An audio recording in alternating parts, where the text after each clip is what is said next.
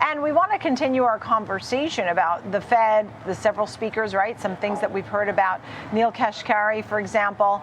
Seth Cohan's with us, Vice President, Executive Director for the Wealth Alliance, and wanted to get some of your thoughts on the big picture.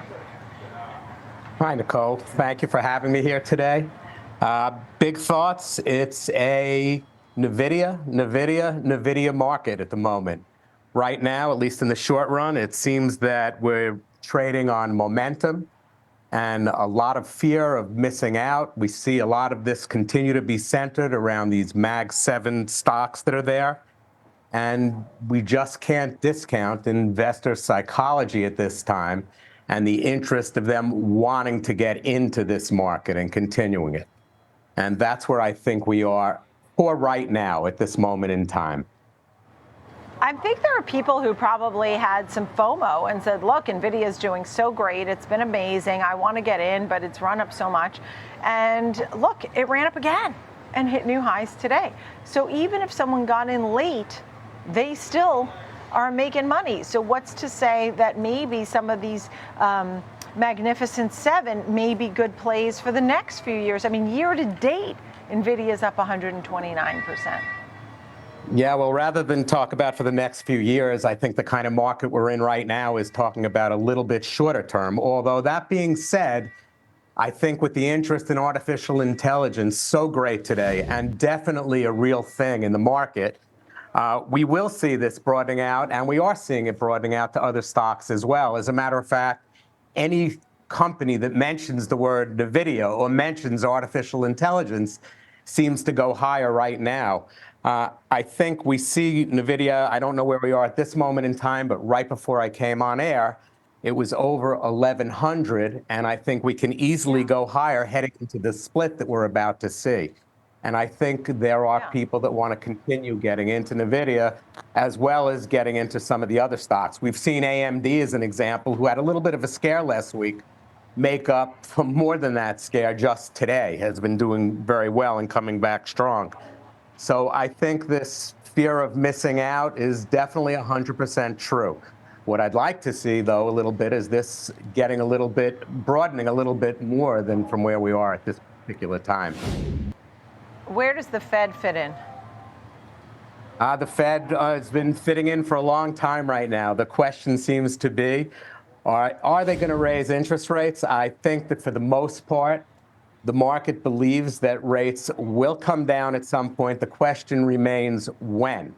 When I look at Kashkari talking this morning and kind of saying that we're not exactly sure, we're going to take our time, we may be a little bit longer, but there could be an interest rate increase, but we're still going to measure it. I believe overall the market believes that rates are going to come down at some point. And as long as that belief remains, as long as people still see that, as long as investors are still aware that we're going to have lower interest rates, this market, I think, can go higher. So that being said, I mean, are there other areas that you would recommend to folks, to clients, in addition to tech, maybe for the longer term? Because you talked about some of the FOMO that's happening. How about some of the other areas? Is it energy? Is it healthcare? Is it banks? Yeah, so right now I'm looking at consumer staples very seriously. It seems that some of the price increases that went into the Procter & Gamble's of the world seem to be holding, not coming down. Yet those products are still being bought despite that. And I think we'll see that continue. I think earnings are going to be higher. We're going to see the continuation of the Mag 7. I think that's going to continue. Financials, I think, look excellent right now as well. I think they have a nice, clear road ahead of them.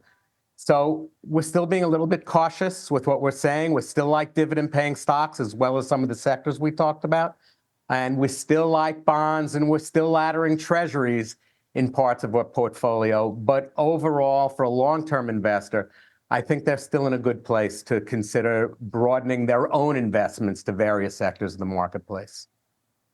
Yeah, you talk about 5,400, maybe a lot of folks are looking at 5,400. I mean, you had UBS even saying 5,600 by the end of the year. Yeah, it's 100% right. Yeah, so the S&P 500, the median strategist projections right now are at about 5,400, and we're currently in that 5,300 range.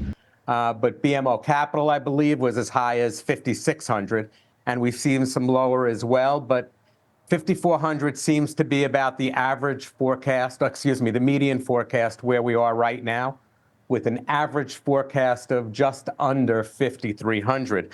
And when you think about that, that's really only a 2% increase overall from here. Whether or not that's going to play out, who knows? But time will tell, and we'll see where we'll be. And I think the long-term investor does not have to really concern themselves with those kinds of projections, as a typical as a short-term investor. And I think it's a market that has a lot of challenges to it still. Right.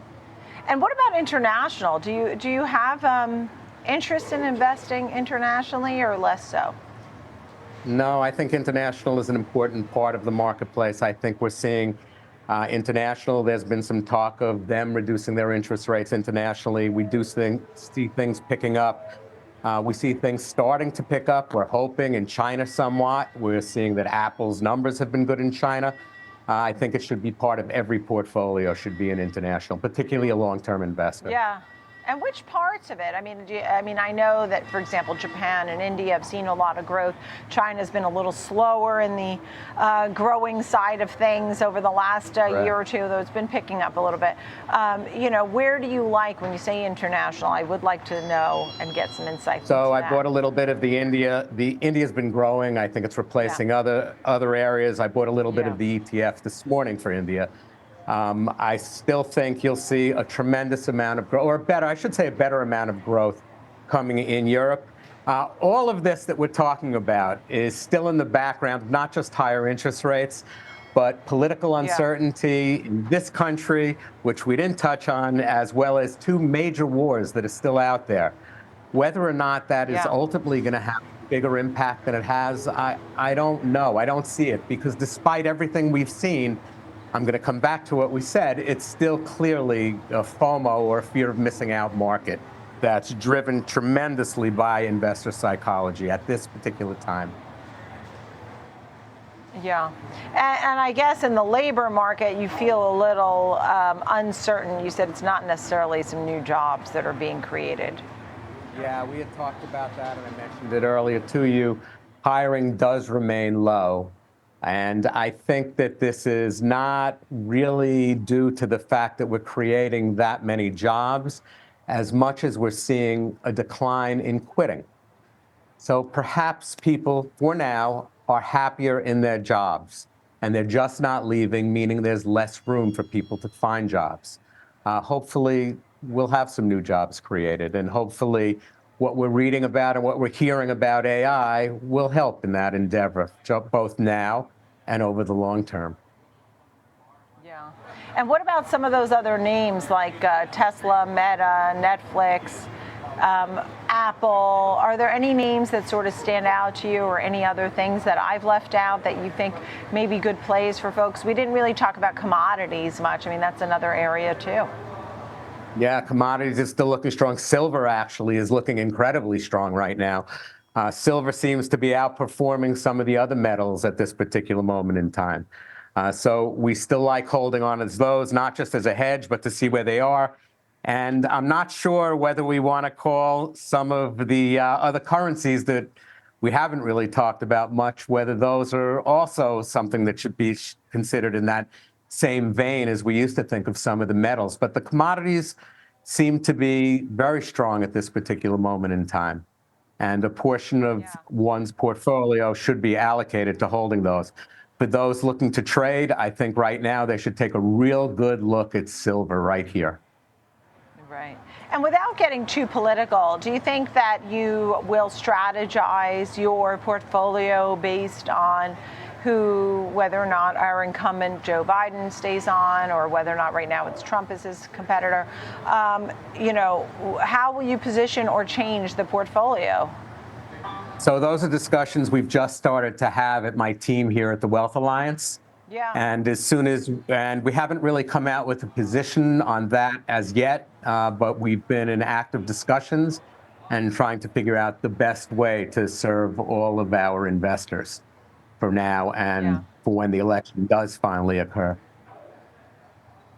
Yeah, it's a thing. It's a thing to be prepared sure for. is I a get thing. it, and that's why those. It sure it's is a a thing, thing. and so you got to prepare accordingly. So that's why those discussions Yeah. have started, Seth. I understand Yeah. fully. Well, when you come up with some ideas, we'd love to hear more on that as we get closer love to to share November. that. It's still far away. I know it's still far away, so it's a little early for that question. But I appreciate you being so honest with us here today. Appreciate it. Thank you. Seth Cohan, thank you so much of the Wealth Alliance. Good to see you, Seth. Thank you so much. Nice seeing you. Bye-bye. Thanks.